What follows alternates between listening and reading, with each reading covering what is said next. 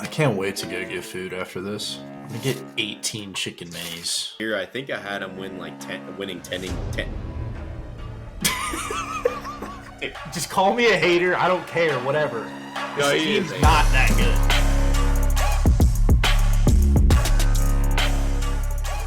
good. Welcome back to Morning Wood. My name is Jason. I'm here with Matt. As always, we are back. We had a crazy weekend of football. Let me get into top of the holy shit everyone is hurt news. Just going to rattle these off real quick. These are the notable injuries. I'm not even going to mention some of the DBs that we've never even heard of, but I'll just roll through the notables. Jaden Daniels, week to week with a rib injury. DK Metcalf, grade 1 MCL sprain, considered week to week as well. Aiden O'Connell fractured his thumb, now on the IR. Brandon Ayuk tore his ACL and MCL, out for the year. George Kittle, week to week with a sprained foot. Deshaun Watson tears his Achilles, out for the year. Mike Evans re-aggravated his hamstring injury. Chris Godwin dislocated his ankle, probably out for the year. That's what I got for top of the injury news. That's insane, actually. Yeah, just big names everywhere just going down. Some good news. People coming back from injury. Cooper Kupp playing this weekend. Atta baby. Atta baby, Coop. Playing this weekend. They're going to need him. The Rams go, I think they host the Vikings actually on Thursday Night Football. Regardless of where it's played, they're going to need him to play the Vikings. Also, Tua on track to come back this week. So we'll see how that goes, starting versus the Cardinals on Sunday. And then Christian McCaffrey, don't think he's coming back this week. They have a bye after this week coming up. So in 3 weeks, technically, we could see CMC back on the field. But that is the top of the injury news for you. I mean, the Godwin injury is actually tragic, watching that game. Yeah.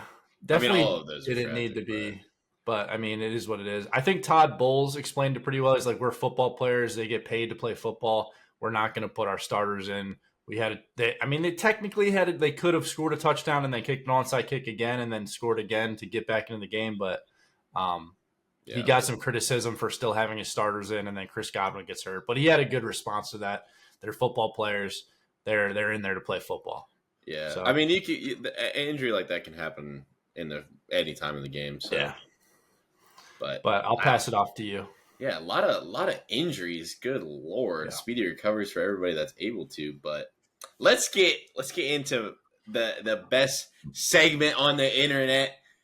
The Antonio Brown tweet of the day. Kicks him in. Antonio Brown. Who on social media, man? This is about us, nobody else, man. I'm going with, like you said, in the top of the injury news, the 49ers are it seems that they have the injury bug this year. So I'm going with the 49ers wide receiver corp this year. It is the tweet of Mr. Glass from Unbreakable and Split. This is hilarious because, I mean, if you take a little temperature gauge on San Francisco, they are dealing with, I don't even know who's going to play wide. I mean, even if Kittle's dealing with stuff, like I don't even know who's going to be running routes out there for San Francisco for Brock Purdy to throw. I didn't mention what's his name? Deebo Samuel had a sickness, but I think he's going to be good. But he didn't play pretty much any of the game against the Chiefs. He did have pneumonia or something, but it's not really an injury. But hopefully should be back. I mean, they're going to need somebody. I mean, somebody's got to run routes and catch the ball. I'll sign with the 49ers. Give me a contract. They might need us out there. Give me a contract, maybe. This tweet is hilarious because this is actually a very good example of what's going on in San Francisco right now, because they might actually need some of these guys on wheelchairs out there to run routes. So that's why Antonio Brown tweeted the day. He's on a generational run as always. Follow, turn his noties on. You'll never miss anything. I don't even know how to explain it. Just look at his Twitter. But let's move on. Let's recap Week 7 in the NFL. We are moving closer and closer to the midway point of the season, even though there really isn't one with 17 games. But let's get into it. Let's start with the Seahawks. The Seahawks, like I said, they lost 3 in a row. They really needed to bounce back win in Atlanta. They did that. They go into Atlanta and dominate the Falcons. They forced 3 turnovers. They capitalized on them. They had a fumble, scoop and score. Freaking Kirk tried to get rid of the ball, couldn't do it. He then throws 2 more interceptions in the fourth quarter, trying to make a comeback and get back into the game. The Seahawks, they scored 17 unanswered in the second half of this game. They just, I don't know. Their offense is really good. Still question marks for their defense. They had a good game against Atlanta, which was, overall, points-wise, they had a good game against Atlanta. They forced a couple turnovers.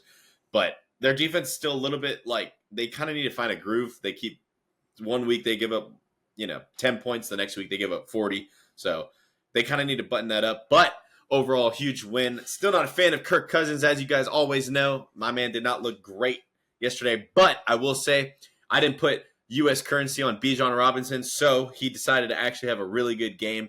Him and Pitts looked really good yesterday. Bijan, every time I turned on or tuned in on Red Zone, he's running for 60 yards or catching for another 60. That was a big win from Seattle, going into Atlanta and winning when they needed to after losing 3 straight. Big win for the Seahawks. Yeah, Atlanta, I think, are still going to be fine in the South, so we'll see. I don't agree because they have Kirk Cousins, but yeah, but who else is going to play? The Saints, the Bucks, of course. They just lost, but who are they? Do they have a wide receiver? Nobody. Nah, it's fine. Nobody. Yeah, for the Seahawks, that is a big win, though. San Francisco's loss. The Rams are not looking great, and the Cardinals, they did win last night, I guess, but I don't really know what to make of them. So, big win for the Seahawks. I'm glad that they came back and bounced back and got a win after losing 3 straight. They needed that. Let's move on to Buffalo. Buffalo beats Tennessee. Or no, who did they play? Yeah. Yes, Tennessee. That's right. They looked a little shaky in the first half. I'm not going to lie. I didn't watch too much of this game, but when I did see on Red Zone, they didn't look like they were really in a groove offensively. But they were actually losing at halftime. They were down 10-7, which wasn't great. But they do score 27 unanswered. Josh Allen, he had a great second half. The rookie Coleman had a huge game. Finally, a little breakout game for the young buck. I like to see that. 4 receptions, 125 yards. By the way, Josh Allen on the season, 12 touchdowns and no interceptions is huge. Obviously, most of those came before they got Amari Cooper, who did get in the end zone his first week as a Buffalo Bill, so you love to see that. But overall, Allen has been playing really well with, again, before they got, Amari, we've always had a question mark on who's going to get the job done for Buffalo as far as the receiving core and stuff like that. But Josh Allen continues to make plays and get the job done. I still think they need to find, I think they will in the next couple of weeks, but if they can find a little bit more fluidity on offense, so it's not just all reliant on him. I'm surprised with how much he's had to do. He hasn't turned the ball over, at least interceptions. That's pretty impressive to me, but overall, good win for the Bills. Again, they kind of started shaky, but they've then pulled away at in the second half of that game. So, and again, Keon finally had a kind of a breakout game. So happy to see that. Looks like and Amari the defense kind of opened it up for him a little bit. Yeah, we talked about that. It should allow for some of the other guys to kind of get a little bit more room to wiggle in that offense. So good win for the Bills though. Yeah, then we go to Cleveland. Cincinnati went to Cleveland. Horrible game to watch. AFC North powerhouses here. Just 2 of the worst teams in the NFL. Joe Burrow was just unimpressive. 14 points on offense. They get a win, but okay, you beat the Browns without Deshaun Watson, who tore his Achilles, out for the season. The Browns, I don't know what to do with the Browns, man. I guess DTR, I don't know if they've announced a starting quarterback for the rest of the year. DTR, they have Jameis Winston there as well. It's got to be Winston, right? I guess. But some Browns fans were actually cheering when Deshaun Watson went down. Stay classy. Cleveland, they fall to 1-6. And the Browns are the Browns. And the Bengals are not good. They're not good. They're not. Hey, Chubb scored. Atta baby Chubb. Yeah, baby Chubb. Nick Chubb's back. And then, Way to find the end zone there, big guy. I guess their defense is okay still. Myles Garrett's still doing his thing a little bit, but, they're 1-6. So. Yeah, I really didn't watch any of that game. So Ravens go to the Browns next week.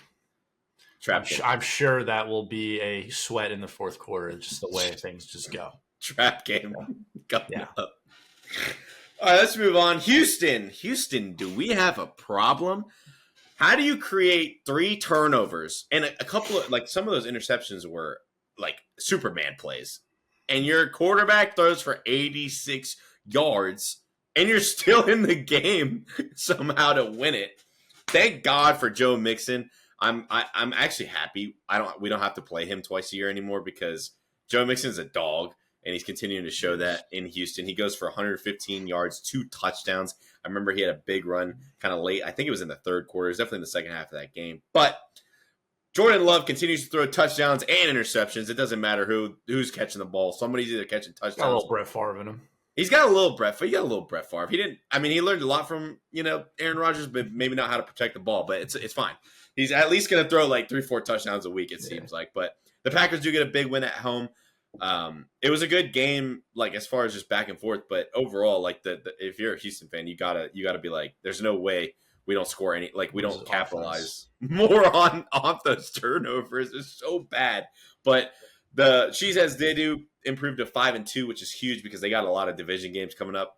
They got the Vikings again, they got the Lions twice, and the Bears twice, and that division is pretty much a wagon right now. So that was huge win for them at home. But yeah, Houston. I know we got, injury at the maybe the rookie of the year, but you still gotta score points off of some turnovers. I mean, my goodness, I know you're on the road, but Houston should have won that game by 10 points. It's really bad. It's really noticeable how bad their offense is when Nico Collins when he went out at half. That second half of the game, their offense looked horrible. So bad. He's also hurt this game. Offense looks horrible. I don't understand it, really. They have Tank Dell and Stephon Diggs. Obviously, Joe Mixon did his thing, but I don't know. Their offensive line didn't really – they looked really bad in the second half of that game. Didn't do them any favors, but – you still got – CJ's got to get the ball to other guys and move the – you get 3 turnovers. You got to – come on. Moving on. Possible game of the weekend, Lions beat the previously undefeated Vikings to take the top spot in the NFC North and in the NFC, I would assume. This Lions team, I like watching them, and they are a wagon. I've loved watching them all season. Over the past 4 weeks, Jared Goff is completing 85% of his passes. They also, which is a huge note, they also sacked Sam Darnold 4 times without their top 2 edge rushers in the game, which is a good sign for that Lions defense.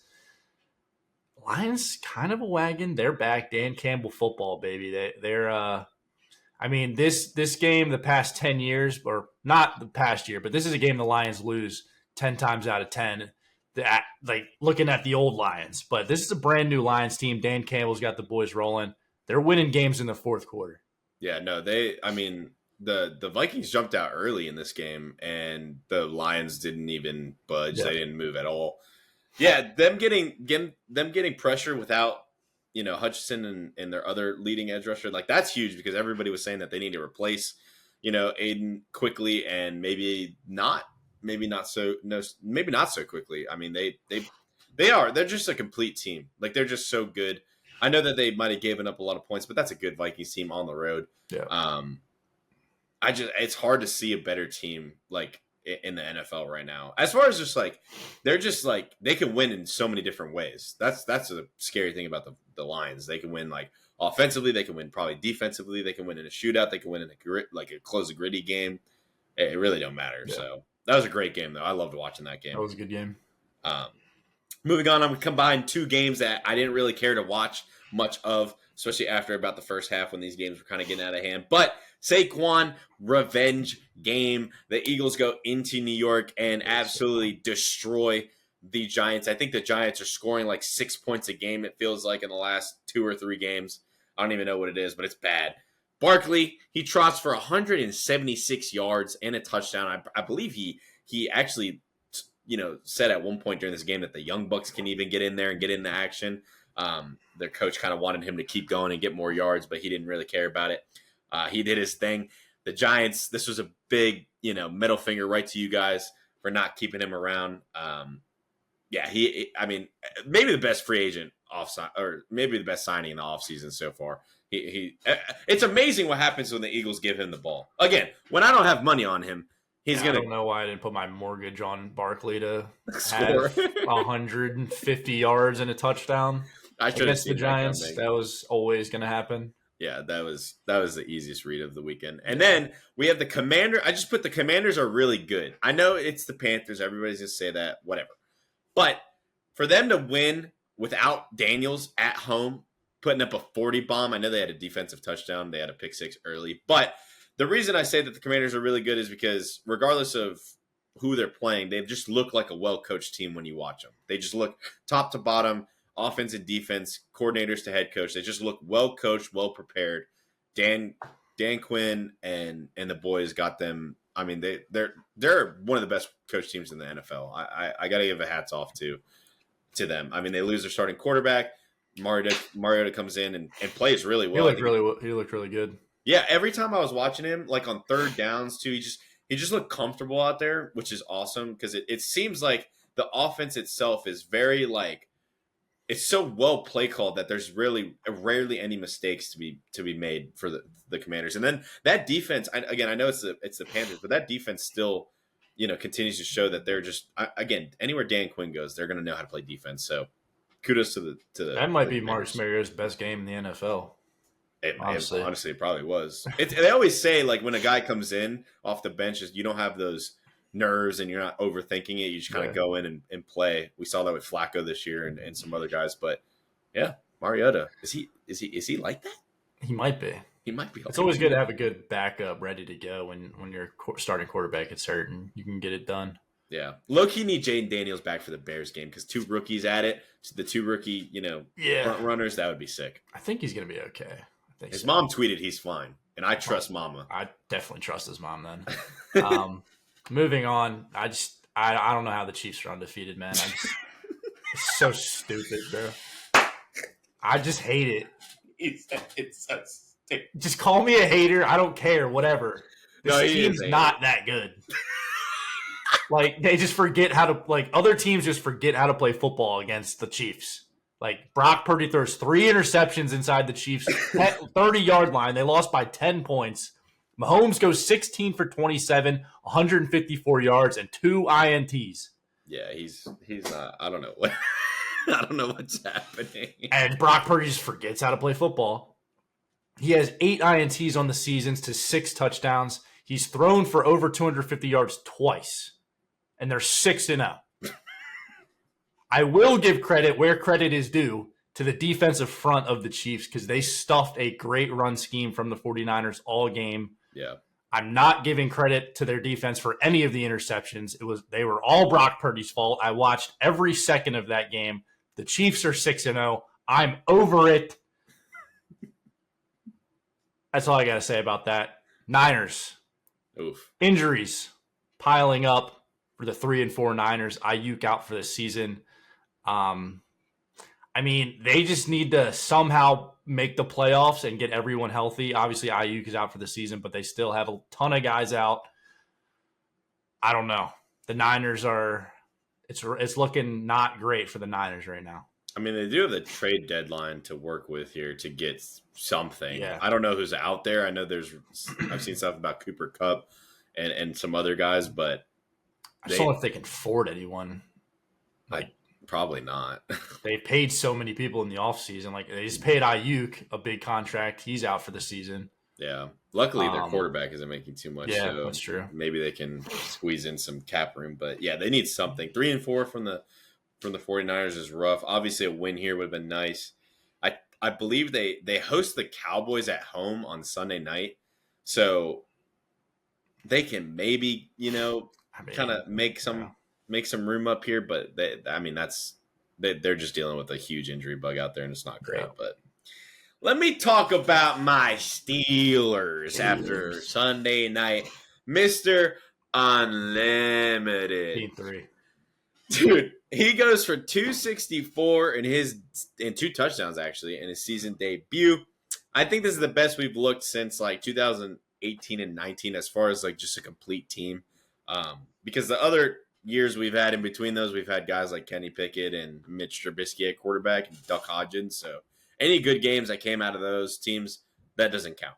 So since 2018 and 19, this is the best we've looked when we had Ben Roethlisberger. I just want to dog the fans really quick. Just something light. The second series of this game, we're booing Russ for 2 punts. Mind you, this guy hasn't played. Last time this guy played football, I took a bus to school, I think. I don't even remember the last time this guy played football. And they were booing him on his second drive. Let's relax. Last year? It was last year, yeah. But still, they need to relax. It's the I took a bus to school. It's the first 2 drives of the game, and we're like booing him out of the stadium. Let's relax. I literally texted my brother. He was going off. He's like, this guy sucks. Put Fields back in. I said, let's see what happens. Just relax. And let's see we did. Throwing it up to Kenny Pickett usually works out. Yeah, I mean, George Pickens, yeah. That's what yeah, Kenny Pickett, holy bitch. We don't talk about that name anymore. That's a no-no. George but yeah, Pickens. George and Pat Freiermuth and some of the guys definitely had some huge catches in this game. I like that we took downfield shots in this game more often than we normally do. Pat Freiermuth had an amazing one-handed catch in this game. And then Najee, 208 yards and 2 touchdowns in the last 2 games. He's averaging over, I think, it's got to be, 6 something a carry in the last 2 games. I just want to say for all the fans out there, we got receipts out here in Pittsburgh for when y'all were telling me that Jaylen Warren should be the starter on this football team. Y'all are idiots and out of your mind. All of you. Y'all are idiots. Dumbest fan base in the league. It's not even close. But we did come out. We dominated the team. Forced, I think, 2 or 3. Obviously, we had 2 interceptions. I don't remember if we forced another turnover. We blocked what should have been 2 field goals or an extra point too. Our special teams. Our defense and special teams might be the best in the league. Like, just those 2, definitely the best special teams in the league, I think. Defense is still debatable with some other teams. We have a great special teams and defense, and I couldn't be happier with that. Overall, again, I'm just happy that we scored 30 points. It was very, uplifting to see, really. We haven't done that in what seems like 2 years. Overall, a great win. I'm excited to see what Russ can look like. I wouldn't be surprised. A lot of people are going to jump off board when he has maybe a bad game. We do play the Giants, who could be sneaky defensively. I know they're not great, but defensively they can give our offensive line problems. So if we have a bad game offensively, I'm not going to be too worried. It might take Russ a couple weeks to get – we have a bye week coming up too, but just a couple weeks to kind of get, really locked into the offense. But on the other hand, the Jets – what are we doing? Like, as far as just overlook for the Jets, like, who do you blame now? You fired your coach. You got Devontae, who didn't even have a target in the second half of this game. I don't even remember. They all got swatted at the line. They did all get swatted at the line. Our D-line had a great game in this game, but the Jets are, 2-5 now? I don't know what to make of them. I know that roster is not what the record is. Like, I don't care. No. I don't care about coaching because they're all in. Like, they're all in right now with Rodgers and Devontae and the guys that they're paying on defense, and they're 2-5. Like, when Aaron Rodgers retires and Adams isn't there anymore, I mean, the Jets are going to be the Jets again. They still might be the Jets. And they're the Jets right now. If you look at their last year up until 6-7 games, like stats versus this year, they're actually better last year. Yeah. Statistically speaking. So, yeah, I don't know. But all I know is Mr. Unlimited got the win. And I couldn't be happier because I said all season we would look better offensively. And overall, we did look better. We scored 30 points. So we capitalized off turnovers. We didn't really do that well as far as touchdowns during the season. We kicked a lot of field goals. Chris Boswell's fantasy owners are probably like hating their life now that we have a quarterback that can move the ball and score off turnovers. So, but good win for the Steelers. Go. I'll talk about my Ravens. Yeah. We won 5 straight. That's crazy. Lamar throws for 281, has as many touchdowns as incompletions. 5 of them thangs, has another 52 on the ground. Derrick Henry runs for 169 on 15 carries. The Ravens roll the Bucs 41-31. Bucs score 2 TDs in garbage time. Score wasn't really as close as it seems. Ravens only punt once with Lamar at QB. Offense looks good, kind of carrying the defense at this point, even though Marlon Humphrey did have 2 key interceptions in the first half. And then the Ravens score off both of those turnovers. Lamar is 23-1 against the NFC in his career. He is now the favorite to win the MVP, which would be back-to-back years. Love what I'm seeing. The best part about it is he doesn't care about the stats. He's just like, we got to win. Now we are on to the Browns. So I think that is like the difference from what – I don't think he ever really cared about stats that much, but he's like, stats are stats. It's good to see we got the win, and now we're on to Cleveland. So love what I'm seeing right now. Long season ahead, but we just have to take this into the playoffs. Like regular season awards, like to this team, like we've been a top 3 team the past 3 or 4 years in the regular season in the NFL. It's time to just finish it in the playoffs. Yeah, no, this is a great game from you guys. Honestly, when they were driving down the field, they scored on their opening drive. I think y'all had it was 10-0 at one point. Yeah, 10-0 answer. So. They were going. That was when the first interception happened in the back of the end zone. I was like, if they go up 17-7, it was 10-7. We scored a touchdown 10-7. Then they were driving down the field, and it was going to be 17-7 if they scored. That would have been rough on the road to deal with, but after that interception, they kind of just that was really it for their offense for a while. So impressive from the defensive standpoint. They did run the ball. I think they had some decent runs on you guys, which was kind of shocking. That was the best anyone has ran against us this year. Yeah, I mean they do have good backs and a good offensive line. The Bucs are a good offense. It does kind of suck to see the injuries that they're kind of dealing with, but I mean if you ever want Lamar to throw 5 touchdowns, as long as I put money on him to have a rushing or anytime touchdown, he's going to throw 5. So. Yeah, it was impressive for the Ravens to go in and win, keeping the win streak on the road against a good team. I know the Bucs did kind of get it rolling in the second half, but like you said, they were kind of dead in the water there when they were starting to score. But Baker, I don't know. He had good moments, he had bad moments, kind of like a Baker game. But that interception in the back of the end zone was kind of head scratching. I mean, that was bad. That was really bad. But yeah, overall, this was. I mean, it looked like it was about to be a real shootout, but. I had fun watching this one. I did not pay attention to the other Monday night game. That's why we're not talking about it. We left some games off, like the Saints Broncos. Like, sorry guys, but those don't need to be talked about. But yeah, overall impressive win for the Ravens and Lamar. I mean, that offense is really. Again, I've said this when y'all played Dallas. Like, if you're not a team who has seen Lamar. Even forget just division, but if you've at least seen Lamar in the last couple of years as an AFC team and you've prepared for him before, it's a little bit easier. If you're in the NFC and you haven't seen Lamar in 4 years, it's not easy to prepare for, like by any means of the stretch. So it's going to get to the Super Bowl and we might win it because that'll be against the NFC. That's true. He will actually play in the NFC if he does get to the Super Bowl. But that's our Week 7 recap in the NFL. A lot of big wins, a lot of questionable losses from some teams. The Jets, the Texans, forcing 3 turnovers, don't win. We got a banger in the Lions, Minnesota. So good week in the NFL, I think. But really good week. Yeah. Let's look at our picks. Let's go over the recap. Starting with Thursday Night Football. We both were on the Broncos against the Saints. The Saints just didn't have anyone going in that game. So we both get a win there. And then the London game early, we both picked the Jags, and they get it done against the Patriots, who are pretty bad at football right now. Yeah, they might be the worst team in the NFL this year. Yeah, we're close. Moving on, we had a shootout-ish kind of for the first half. Seattle goes into the Falcons. They dominate. I had Seattle. You had Kirk got changed. Yeah. You keep believing in Kirk, and Kirk will continue to sometimes. I mean, they're 4-3. Sometimes they win. Sometimes maybe good. Sometimes maybe good. Sometimes maybe shit. That's what I see with that offense. Moving on, we got Buffalo hosting Tennessee. They dominated in the second half. We both had Buffalo in this game. Yeah. That one was pretty. Oh, it was pretty easy. Yeah, I mean, 9-point favorites. I mean, Mason Rudolph is the Titans quarterback. Not great. Bills. Go Bills.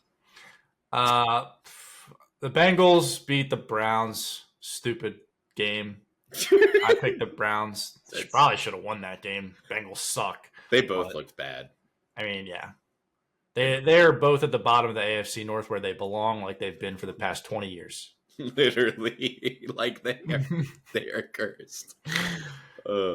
Let's go on. Oh, yeah, go ahead. You got it. All right, let's go on to the sleeper kind of game of the week. The Texans, the Packers. I had some tough breaks this week on 2 games. Well, this was one of them. I picked the Texans. He picked the Packers. They give up a game-winning field goal to a team that hasn't been able to kick field goals, of course. Brandon McManus comes in first week after signing and hits a game winner. That's got to be – for us, he's not a kicker on a team before that. I think kickers are just really good everywhere. But, I mean, for Packers fans, you have to be – you got to be on cloud 9 right now after what's been going on in the season. So, it's a huge win. Texans had no business winning this game, throwing 86 yards. No business. They did because I picked them and I needed them to win, but it's fine. I had the Packers because I knew they were going to win. They should. They should have won, and they did. It's fine. But that's good. Let's talk about this other caca game. The Dolphins. Did this game even happen? I don't even remember this game. I picked the Colts. They win. You picked the Colts. They win. Yeah. Did Anthony Richardson get hurt in this game or no? I don't think he did. I did not watch a single play of this game. Colts win. That's about it. That's all I know. We both got it right. And then game of the weekend for sure. Another Lions and the Vikings. I had the Vikings. I had the Lions. You had the Vikings.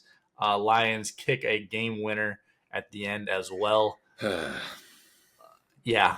Not fun. Losing 2 games off picks by game-winning field goals. Now, granted, they were both great games, so I was happy about that because I was watching. I had Red Zone on, and then these 2 games on at 1:00. But it was just this division is going to be fun to watch.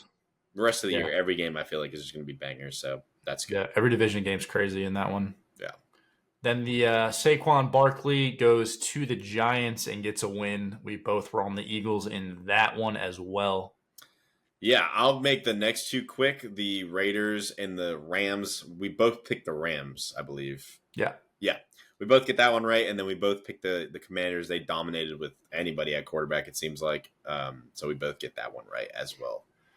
And then I picked the 49ers against the stupid dog shit Chiefs. They, of course, lose. They lose. The Chiefs are 6-0. I picked against them probably like 4 out of the 7 weeks. Probably. But it's okay. I'll do it again next week. All right, my Steelers win. I chose the Steelers. He chose the Jets, who are now 2-5. Unfortunately, they might be dead. We split. I think I pick the Jets every week. It seems like it. They might be dead, honestly. They might be. Monday Night Football last night, I had the Ravens. You had the Bucks. My Ravens get a big-time win on the road. And then the Cardinals beat the Chargers on a walk-off field goal. Yeah, another field goal loss for me. That one hurts for me. Oh, we both lost that, actually. Yeah. That was a terrible game. Oh, my gosh. I tuned into that after I didn't. The Ravens game.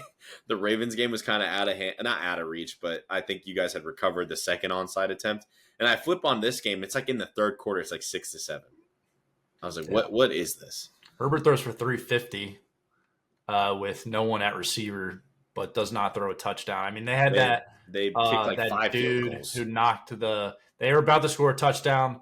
The dude gets the ball punched out and goes out of the back at the end zone, and then it's a touchback for the defense. What an idiot. So, yeah, it's a tough break. Yeah, that's unfortunate. Not a good loss coming off a bye week, I think, for the Chargers. No, there. that's 3 of 4. They've lost 3 of their last 4 after starting 2-0. So I'm gonna have to keep an eye on that. Not great. Let's move to college football. Had a massive weekend. Had a massive Saturday. Let's go through our pick results for Week 8 of college football. Yeah, let's start with the U. Damn. The Miami Hurricanes go into Louisville. They still have left the defense in Week 4, I think, or Week 3, but that's okay. We win 52-45. I think we both picked Miami on this one. And we'll break these games down a little bit, but W's all around. Yeah, Indiana wagon might be a wagon. Nebraska's a good football team. I mean, they were 5-1 going into that game. Indiana beats them 56-7. We were both on Indiana in that one. Both got a win there. Indiana, that might be for real. Moving on, we have the Alabama Crimson Tide losing their second game, and I think 3 weeks, 4 weeks now. They had a close one against South Carolina as well. They lose 24-17 in Tennessee. Again, we'll talk more about these games, but not good for the Crimson Tide. No. Notre Dame, you wanted to put this game on here because you thought Georgia Tech was upsetting them. So giving me a free win on the college picks. Not free. Notre Dame wins 31-13. They got lucky, bro. You know why? I didn't. You know what? This game shouldn't even count against me because the starting quarterback for Georgia Tech didn't even play. Okay, You gotta do your research, bro. he didn't play in this game. I didn't know he wasn't playing. Honestly, they should have still won even without him. Notre Dame is so bad. They're so bad. I'm so happy that they're winning these little dookie games. You know what's funny about Notre Dame? They played Army and Navy in the next couple of weeks. I hope they both rout them. Those are wagons right now, actually. I hope Military Academy's coming in hot. I hope Navy's allowed to just put a naval ship on the field and just move the ball with that, but it's fine. Michigan football is officially dead. Illinois wins 21-7. I was on Illinois. I knew Michigan is not. I know they're not a good football team. They have a good defense. Illinois only scored 21 points. Yeah, but when your offense can't score, you're not going to win. That's very true. I'm done picking them. I'm done picking them. I've picked them so many times and they just suck. They suck ass. Let's move on. LSU number 8 goes into Arkansas. They win big and convincingly. I had LSU in this one. You had the Razorbacks. I did. So we split on that one. Thought Arkansas would show up a little bit more. They did not. LSU, I don't know. I don't know what to think about them. They're still frauds. Them and Notre Dame should play in a bowl game. And then your favorite team, Georgia, beats Texas in a crazy game. I like kind of forgot this one happened when I was watching it like over the past weekend. I was like, wow, Texas lost to Georgia at home. Georgia comes in, rolls Texas over. Quinn Ewers does not look good. We both lose on that one. We both had Texas. It's just, I mean, Carson Beck is the Heisman at this point. Give it to him. That guy shouldn't even be in the league. It's so league. I mean, we'll break these down, but I go 3-4. Jason goes 4-3. I'm down 5 now because Notre Dame sucks. Also, in the NFL picks, I went 11-4, and Jason went 10-5. So that bumps me up 1 over him at 63-44. He's 62-45. So the NFL is still close. College, I need a big week coming up. Stop picking against the Chiefs, I guess.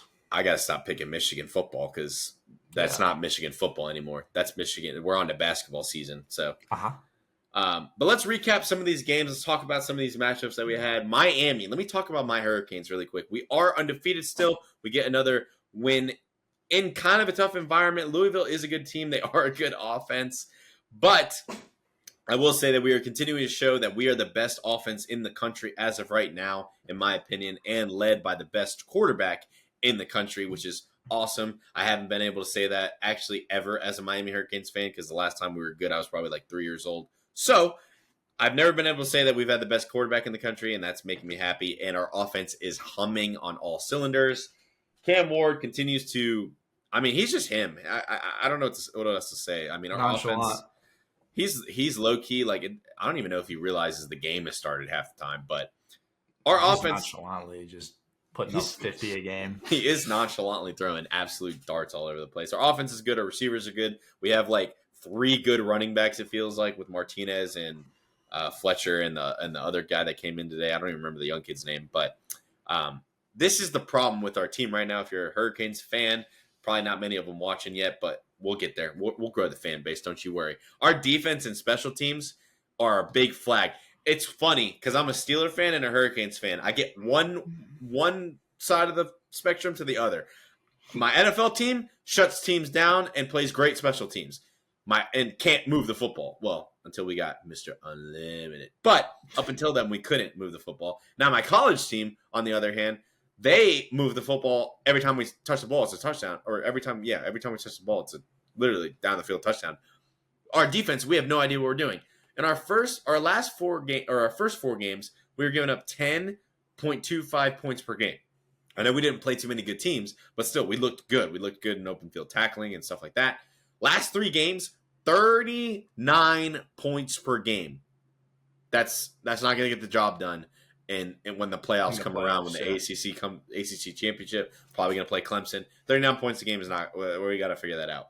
We're coming off a bye week too, as well. So we really need to button things up defensively in special teams. We gave up a kick return in this game, but we also gave up I don't even want to know our averages in kick return. It's probably a lot, but overall, I am happy with the win. That is a tough environment to play. Yeah. Louisville does have a very good offense. Yeah. They have a great offense, one of the better ones in the country. But defensively, in special teams, we gotta figure it out. Yeah, especially when if you play an SEC team in the playoffs, they're gonna have a good defense and a good offense as well. If we punt in the playoffs, we're gonna be in trouble. Yeah, if we have 3 punts in that, we're gonna be in trouble. Yeah, but. Moving on, Indiana in the Big Ten. They might be for real. I mean, they are a basketball school, but watch out. Sig Signetti is getting the boys ready. Nebraska, they rout Nebraska 56-7 to stay undefeated. They have not trailed in a game this season and have won every game by 14 points or more. Nebraska was 5-1 coming into this game. The Hoosiers have 2 notable matchups against Michigan and Ohio State back-to-back weeks in November coming up. Ooh. So soon we will see how serious the Hoosiers are. But so far they've been beating and dominating everyone that has come up on their schedule. They might be for real. We'll see. They look good. I was watching some of that game back and forth. I mean, they're making a push for the playoff for sure. That offense is low-key lethal. They can move the ball against anybody. And then the Alabama run is over. It's officially over. Nick Saban's gone. That's a statement right there. It'll never be the same. I kind of agree. Alabama falls to Tennessee 24-17. Milroe does not look great through 2 interceptions. Alabama as a team only had 89 yards rushing. Had unsportsmanlike conduct at the end of the game, that drive killer, and then Tennessee goes and kicks a field goal, I believe, to go up 7 points. They're 2-2 in the SEC right now. It doesn't get any easier. They have Missouri next week and then LSU after that. If they have to win out, obviously, to even be considered for the playoff. And right now, that looks like a hard thing to do for this Alabama football team. Yeah, I've been kind of critical on DeBoer ever since the Georgia second half, and I think he continues to show me that I should be. I don't really see honestly, this game I blame Milroe number 1. He played really bad in this. Yeah. The red zone interception, I mean, that was terrible. And then I blame him and DeBoer on this one. I mean, we've seen countless times now in the last couple of weeks that they just have no control. He has no control over that team. Like Saban did, obviously. As a team, they are really good on paper. They kind of are like the Jets, really. You just look at them and they have weapons. Like you said, 89 yards rushing. Milroe alone should rush for 50 yards every game. So that's crazy. That's a crazy stat. But yeah, they do need to win out. And not only do they need to win out, they probably need to beat Missouri and LSU kind of convincingly. I don't even think they'll win outright in some of those games, but yeah, not great for Bama. Not great. The run is done. That's a statement right there. That might be true. I think it is. Let's talk about my one of my overrated teams. LSU is still overrated to me. I'm not sold on them, and the reason being, I know they got a good win on the road against Arkansas, but the reason being is Garrett Nussmeier is still not showing like he's going to be an elite quarterback in the SEC. He threw for 200-some yards, no touchdowns. He basically, him and this offense got carried by Caden Durham. He rushed for over 100 yards and 4 touchdowns in 2 of the last 3 games. He's played out of his mind for LSU. Defensively, they had a good game against Arkansas this week, but last week they gave up a lot of points to Ole Miss. I still don't think Brian Kelly is going to be able to coach against some of these other coaches come playoff time if they get in. So good win, obviously, on the road, but I still don't. I'm not a huge believer in LSU still. Until they win in the playoffs, I'm not going to be. I don't care. Yeah, I mean they have Texas A&M coming up, and then they play Alabama, and then Florida actually looks pretty good. So they have Florida had a great win. Yeah. They did. They dominated Kentucky. So, I mean, they still got 3 tough games. They didn't play Vanderbilt. Vanderbilt's not a rollover either. They're actually pretty decent. And then Oklahoma, I mean, they don't have an offense really, but that's who they finish with. Yeah, the true freshman quarterback's kind of having a bit of a struggle out there. But let's talk about our last game. It was our matchup of the week. This very might well have been the worst top 5 quarterback showing matchup I've ever seen in my life. I will continue to say that Carson Beck, he will choke in the playoffs. Bulldogs fans, if y'all get in, even though y'all should not even be number 2 in the country with this joke of a quarterback, but if y'all get in, he will choke. I promise you. He's shown it already. Like that. He will choke. I mean, there's nothing that – if you're watching these games against some of these teams, he has 7 interceptions on the season and probably has the most dropped interceptions in the country. Because every time I watch a Georgia game, it seems like the defense drops like 3 a game. So yeah, he sucks. And Ewers, what in the hell was that on Saturday night? What was that? The first half, I think he had like what felt like 20 yards at one point in the first half of that game, like through a majority of it. It was terrible. The refs sucked in this game. It was crazy. Obviously, the pass interference call with the throwing the beers on the field, that was banana land. That was crazy. Yeah, the targeting calls seen. that were missed. Yeah, that sequence of events with I think the refs grouped up in the middle of the field and said, "Listen, boys. Listen, we're in Texas, and we might not make it home alive if we don't change this damn call." That was the fans literally changed the call. Like they were like, "We might not make it home alive." Ravens fans need to take notes because we'll just start chucking beers on the field. I saw a meme that was like, it was like it was like a clip of the Texas game of the refs meeting up, and it was someone who went back in the future, and it was to the Saints fans, and it said, just throw beer bottles on. For real. That was crazy. I don't even know what to say about this game. I know coming into the game, the storyline was like Texas hasn't really been tested. They haven't been in that game where they felt like they needed to make a play. They've always been dominant. Defense has been dominant. Offense has always been rolling every game so far this season. And then when they hit like against a good Georgia team, when you finally have that matchup and you get that situation where they I can't even think of the words, but you know what I'm trying to say. Yes, we do. Like they weren't tested, so and they couldn't come back from it. So that was a big storyline, and it ended up playing out during this game. Texas did not look good, but I think they'll be okay. They might have needed this loss. Yeah, I honestly think if these teams played in Texas 10 times, I think Texas wins like 8 of these. I think this was just like one of those Saturday, like as if you're looking at it take a step back. Georgia has not looked like that all year defensively, like not on the D line, and then Texas has not looked like that offensively, let alone on the offensive line. So was that an anomaly game where it's just kind of random Saturday and Georgia just comes out and plays out of their mind and Ewers and Stark doesn't call a great game? Maybe. I don't know. The biggest thing to take away, obviously, for this game as a positive is Georgia's D-line. They had 7 sacks in this game and what felt like 20 pressures. But, like, when you're watching that game, even as a Bulldogs fan, Ewers would take a snap in the shotgun and then trot 4 steps backwards. I did tweet about that. So, like, he didn't help his offensive line at all. Yeah. He had no pocket awareness to step up. The blitz off the corner took 400 years to get there, it felt like. He just had no awareness in the pocket. Honestly, I think they should have left Archie in the game, to be quite honest with you. I know that's maybe crazy. Mobile. He can move, and he had better footwork and awareness in the pocket in some of his plays. But Ewers, I mean, that was the worst game I've seen him have, and I don't think it was like the moment too big because he had a playoff run last year. So, I think it was just a weird game for Texas. It was one of those Saturdays. I think if these teams played each other 10 times, I think Texas is winning 7 of those. So, again, I think this is just one of those Saturdays. But yeah, maybe like you said, maybe Texas did need to lose this game. We'll see. But yeah, Georgia, I don't know. I can't wait. I'm just sitting back, waiting my time. If they win the Natty, I'll move. I'll move states, and I don't care. I will move states. They're not winning that. You're not winning the national championship with Carson Beck. I don't care. So put it down right now, and we can come back to this. I don't care. Episode was it 17, 8? I don't even remember. Put it down. He's putting those chips down on the table. Put them down.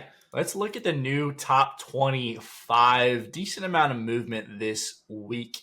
A lot of movement. Oregon, number 1 football team. Quack, quack. They have a big game against Illinois coming up. But the top 4, we are looking at Oregon, Georgia, Penn State, and Ohio State. The Big Ten representing. Big Ten's here. Big Ten's here. 3 weeks ago was the SEC, and that's the Big Ten. How you feeling about the top 4? I like Oregon at 1. I still think I personally think, honestly, today, if Ohio State played Georgia and Penn State, they'd win that game. I actually think Ohio State might be the second best team in the country. Overall, though, these are, you could argue. I think the only fraud here is Penn State. Are they worthy of 3? I don't know. I don't think so either. We're gonna find out next weekend when they play Ohio State. They play the Buckeyes, so we'll know. Not this weekend, but next week. In 2 Saturdays. But so we'll really know what they're about. But overall, I mean, you can't really judge anything crazy here. Georgia moving up 3 spots is kind of laughable, but after beating the number 1 team, they didn't beat the number 1 team. That was a Fugazi game. Okay. Your quarterback went 20 of 48 with 175 yards and 3 interceptions, and you win. Give me a break. Ewers and the boys should have won that game by 17, but yeah, 2 and 3, we'll see. We'll see how those pan out. But 1 and 4, I agree with being in the top 4. Oregon at 1, hey, highest since Mariota. Ducks. Shout out the Duckies. Highest since Mariota and Chip Kelly in those days. That baby. And then 5 through 12, Texas drops 4 spots. They are still, in my opinion, a top 5 team in the country. They might be a top 4 team still, honestly. They definitely beat Penn State if they play them for sure. Yeah. Your Miami Hurricanes sitting there at number 6. How we not move? I mean, I know we really can't move, but points. Yeah, we're figuring it out. Are you? We're figuring our defensive identity out, Jason. We had the best quarterback in the country. Honestly, here's a hot take, maybe a bold prediction. If we played Georgia in the playoffs, we're winning that game. We're winning that game. That's very questionable. It's not. We're going to score 50 on them. Cam Ward's going to be doing this. This is all Carson Beck's going to be seeing all game. Tennessee moves up 4 after beating Alabama. They are the 7th best team in the country. LSU does not move. Clemson, kind of sneaky there at number 9, I will say. After losing week 1 against Georgia, Clemson is dominating every other game so far. Yeah. So they're kind of a sneaky ACC team. And then Iowa State, BYU, 2 undefeated Big 12 teams, 10 and 11. Love that. That's fun. Big 12's here. That's fun. And then your favorite team, Notre Dame, is at number 12. I don't actually even see them on this list. I don't actually see them. So I think it's because I blocked the name on my computer, so I can't see that or the logo. Gotcha. But overall, I mean, this is pretty good. Clemson, like you said, sneaking back in to the top 10 in the ACC after losing week 1 kind of terribly. Again, if you're a Miami fan, if you look at the rest of the schedule, like that's who we're looking to. I think not to look ahead and get ahead of ourselves, but if you're a fan, I hope the team's not, because it seems like our defense is already on to Clemson when they're forgetting we have games to play. But Tennessee kind of pinballing back and forth in the top 25. They drop, they move up, they drop, they move up, even when they're 6-1. But glad to see them back in. Big win. I like their quarterback a lot. He's fun to watch. That offense is fun to watch.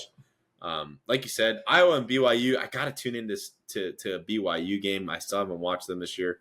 And, yeah, I still question mark at 12, so we'll figure out who's gonna get in there. But overall, I like this. I think LSU and the fraudulent Notre Dame Fighting Irish shouldn't be in here, but it's fine. Looking at the rest of the freaking top 25 here. This is kind of crazy. some teams in here. Indiana. Indiana. Yeah, we can talk about Indiana. They are 7-0. It's ranked higher than Alabama. When is the last time that's happened? I don't think ever. That has happened ever. Indiana 7-0 in the Big Ten. They move up 3 spots. They're 13th in the country. They're beating Notre Dame if they played them tomorrow. That's questionable, but Indiana's there. It's not questionable. Their strength of schedule is a little suspect. They do play Ohio State soon. They played Michigan, but Michigan sucks. They'll probably beat Michigan. Not if I don't pick Michigan. If I don't pick Michigan, Michigan will score 50 points. No, they haven't scored 50 points combined this season. Yeah, you're right. And then Texas A&M doesn't move. Alabama drops 8 spots. They are now the 15th ranked team in the country. That's crazy. That's crazy. I don't even like. They might not. I don't know. They got to win out. They have to win out to have a shot. A couple more Big 12 teams. Kansas State. Actually, that's the only Big 12 team left on this list. Kansas State, 6-1. Boise State still there. They lost. Oh wait, no, they lost to Oregon earlier in the year. Did they have a bye week? They might have. I think they didn't play.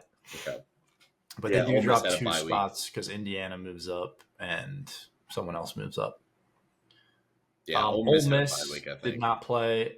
They're 5-2 though. They played 7 games. Yeah, they lost to Kentucky and LSU. Okay. Pitt still undefeated in the ACC. They're still there, still alive. Do they? I don't know if their schedule, if they play anyone. I know we don't play them. I don't think. Maybe they might have Clemson. Yeah, let me look at that actually. But Illinois, 6-1 in the Big Ten. They're 20th. Still 2 military service academy schools in the top 25. Army 7-0 undefeated. Navy 6-0 undefeated. Let's go, boys. Hey, if they stay undefeated, that Army-Navy game at the end of the year is going to be crazy. Yes, that is going to be sick. Also, the Pittsburgh Panthers, they go at SMU, number 22, not this Saturday, but next Saturday. And then in 3 weeks, they have Clemson at home. Okay. So we'll see if Pittsburgh's for real. I'd love a little upset on Clemson just for the Hurricanes stress relief. Just for the vibes? Yeah, just for the vibes. And then Vanderbilt rounds out the top 25. They kind of deserve it, to be honest. It's a good football team. They're a couple plays away from being like 7-0, which is wild. In the SEC. Hey, Vanderbilt plays Texas in like 2 weeks. Could you imagine if they beat an Alabama and a Texas? They play Texas this week. This Saturday? Okay. Yeah. So imagine they beat. If they beat Texas, they're put them at number 1. Because holy. I agree. I agree. They should make the jump from 25 to 1. I don't care. That's crazy. That is the top 25. For the most part, I agree. A lot of movement. It's good to see, like we said, like BYU in there, Texas A&M coming back into it, Indiana undefeated, Boise State coming off a bye week. We'll see how Genty's probably already somehow got 400 yards already. Pitt undefeated. The service academies are in it. That's awesome. That's dope. I really don't disagree with much of the top 25. Again, the top 5, like honestly, if I was a fan, like the top 4 right now, if it was still 14 playoff, would be nerve-wracking because that'd be ugly. Yeah. Like I'm really excited for the playoff. That's gonna be fun. Yeah. Honestly, there's a couple of these Big Ten teams are going to start playing each other here soon. Like Ohio State obviously they have Penn State coming up. Like we said with who was it that's playing? Is it Indiana that plays? Yeah, Indiana plays Ohio State. Yeah. Yeah, so we'll see some of these Big Ten teams and how they're going to look. So excited for that. Let's move on to the last seg of the day. Over, under, reactions. All right, let's get it started with we kind of hinted at this a little bit. Alabama, Jason, they got LSU coming up. They got, who is it? Missouri, right? Missouri up next. Yep. Alabama, they're 5-2, I believe. Do they miss the playoffs this year? First year without Nick Saban, Kalen DeBoer. Do they miss the playoffs? It's an underreaction. Wow. Okay. Like, they have to win out to even be considered. Yeah. And they probably might need some help from other SEC teams losing or something. And they've lost to Vanderbilt and Tennessee. They have to win out to be considered. And I mean, LSU, I don't know where that game is played, but I mean, LSU is probably going to be the favorite. They do have the head-to-head win against Georgia, which I think helps them a lot. That does help for sure. But I mean, if they miss the playoffs, they're going to lose 3. If they lose 3 games, they're out. Yeah, no, I agree. With Underreaction. Okay. Let's move to some NFL. The Patriots. They're not a very good football team. But did they find their next franchise quarterback in Drake May? Oh man, it's hard to say, like, because they don't have anybody else on the team besides the quarterback. He's the rookie, obviously. He's top 5 draft pick. Yeah, I mean, according to their head coach, they got a soft football team. So Bill Belichick didn't like that one. So did they find their next franchise quarterback? It's kind of early to tell. I will say he's definitely played pretty well in this, the couple games that he's gotten. Obviously, they didn't look great as far as like points scoring on Sunday morning, but have they found their next franchise quarterback? I think it's too early to tell, so I'm going to say this is an overreaction a little bit. I know Patriots fans are grasping at the idea of a franchise quarterback right now after going with Mac Jones and dealing with that, and going from Brady. Obviously, they need some stability there at the quarterback position. But I think this is a bit of an overreaction, just because I think it's a little early. We'll see. Usually by your quarterback's second year, sophomore year, you kind of know what you have. So we'll give it time a little bit. Okay. Here's a big one, because what was my NFC favorite, I think, one of them in San Francisco, the injured reserve list. Now they look like the Rams. Should they hit the panic button at 3-4 in San Francisco? Is it all hands on deck? I don't know. This is tough. I think I'm going to say this is second in the division too. Yeah, they are. They're 1 game behind Seattle. Okay. So should the 49ers be worried? Probably, but should they hit the panic button? I think that's an underreaction. Like I said, they are 1 game behind Seattle.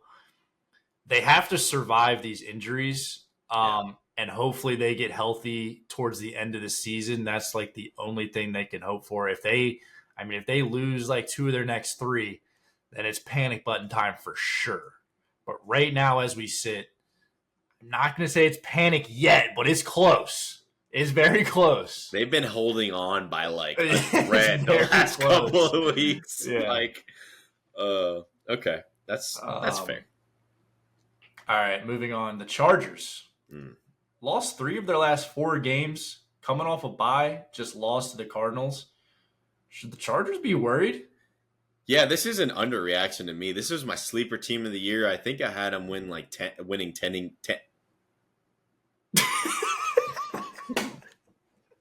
How many? Let me read.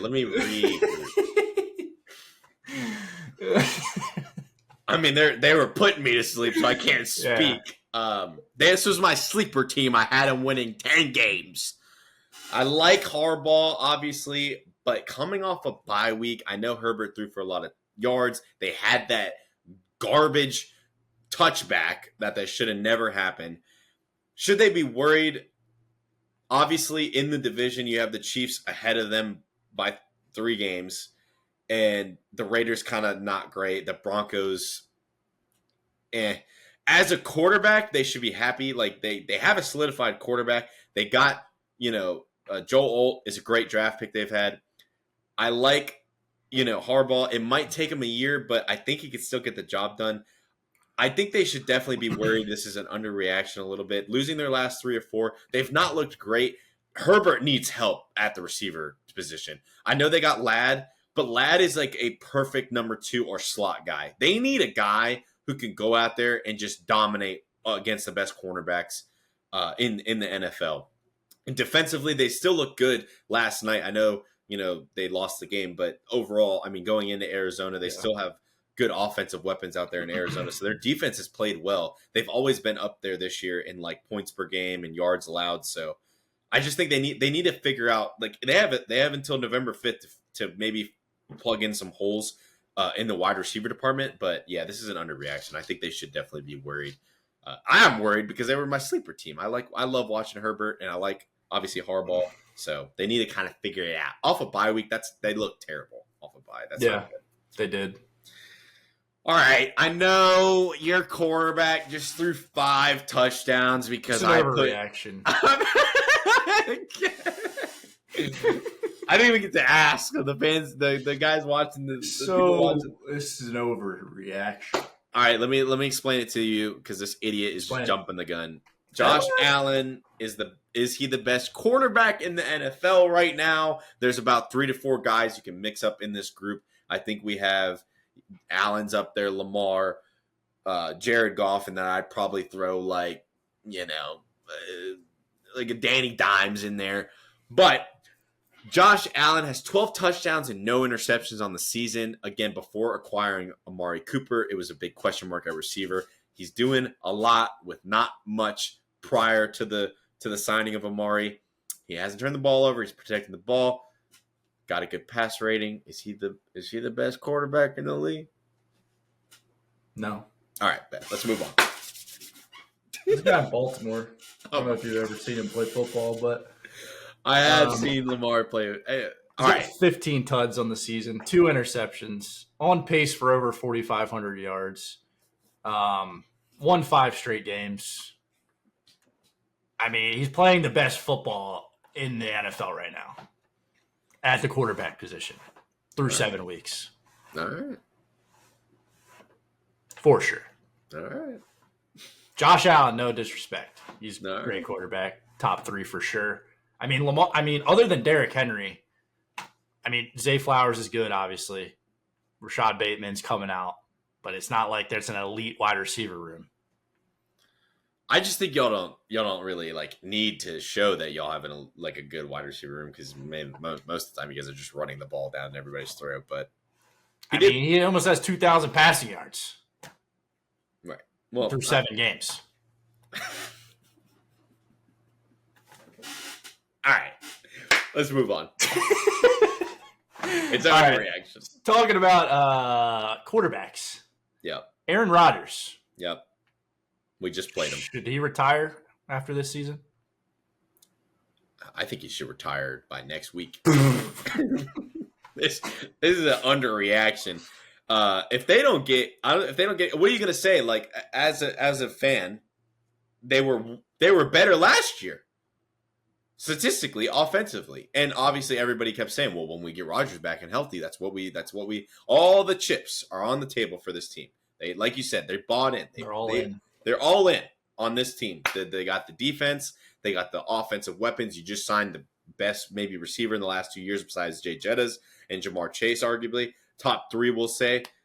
And you guys get routed by what didn't really look like much of an offense in Pittsburgh. And, yeah, I mean, luckily, we did get kind of lucky on some of those plays on Sunday night with they had some drops. Aaron missed a couple throws, but I mean, he's getting older. He's not as mobile as he once was. He's coming off a big injury like we've seen with Kirk Cousins. Coming off an Achilles injury is not easy at that age. And I just think Rodgers, at this point in his career, we know what he is. He's not really he's kind of an outsider. Some people hate him. Some people, he's kind of polarizing in the locker room. I don't see him continuing to play at a high level after this season. So I think he should retire. I mean, it's definitely you can definitely tell the good teams because the Jets can't run the football. No. And they can't protect the quarterback. No, Like good teams right now in the NFL can run the football. Like the Ravens, the Lions, the Chiefs can run the football. The Steelers can run the football. They can't block and they can't run. And they want Aaron Rodgers to be Superman, but he's 40. Yeah. So, I don't know. It's tough. I think he should retire. That's the episode. That's it. That's the episode in the books. Kind of a crazy weekend. Crazy college. College is not stopping. A week has not been crazy so far. Like college has not stopped, and it's not going to stop. So that's a great thing. I know the NFL slate's not looking the greatest this week. I kind of peeked at that. We'll talk about that more in the next episode. We'll look ahead to college. Again, we got some big matchups coming up in the SEC, big matchups coming up in the Big Ten. Miami Hurricanes have the best quarterback in the country, and Georgia and Notre Dame and LSU are all overrated. So we'll get into that next episode. We are close on some picks here. The NFL, you're kind of pulling away a little bit. It's fine. It's fine. Belt to ass. Or college, you're pulling away a little bit. NFL is close, but yeah, that's the episode. We appreciate y'all watching. This was fun. We woke up super early to film this, and Jason probably hates me, but it's okay. I got to go to work. He's going to go get Chick-fil-A breakfast and go to sleep. That's exactly my agenda. I might not go to sleep. We'll see. I mean, yeah, Texas falls. No undefeated team in the SEC. Alabama's done. Kalen DeBoer got back to Washington. They need Nick Saban. Good Lord. And my preseason natty winner is the number one team in the country right now. Oregon Ducks, baby. My preseason team national championship winner is fourth in the country. State, right? They might that might be the NFC. That might be the national championship game right there. Say less. That's the episode. We appreciate y'all. We love y'all. Remember to like, comment, subscribe, share the video with your grandma, your grandpa, your friends, your uncles, your aunts, your dog. I don't care who's watching. The dog. Use code Wood on Underdog if you've been in hitting any parlays. I'm depressed. I've missed every every parlay by one leg. If I do that again, I might throw my setup out the window. We love y'all. We'll see y'all in 2 days with another banger episode, because that's all we produce around here is bangers. So, hey, we appreciate y'all. See y'all in 2 days. Peace out.